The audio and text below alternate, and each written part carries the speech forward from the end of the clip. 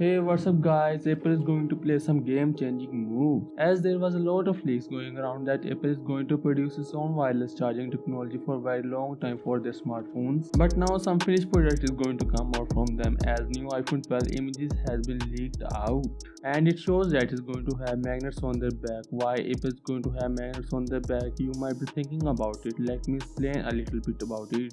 It will provide wireless charging straight to the point where wireless charging should be provided. Sometimes we place our phone on wireless charging pad, and after some time we notice that we have placed only half of our phone on wireless charging pad, and that was the only reason why Apple is going to place magnets on the wireless charging pad and on their phone to avoid all these little mistakes that we have done on placing our phone on wireless charging. Through this technology, everything will sit on the exact point where it should be, and hopefully it will be able to provide better wireless charging. And if we go back, we also see these chargers in Apple Watches and Apple Watch charging pad. As well, from this you can clearly guess that Apple AirPower charging mat is going to get much more bigger, which they have announced previously in 2017, but now they are now going to launch it. This is really a cool leak. I think it really makes sense to have magnets on their smartphone and their charging pad. This has already happened with a lot of smartwatches, and this is a time for smartphone to have some changes, and it is going to give you a very nice and cool feel when you place your phone on charging pad, as we get the same feeling when we place our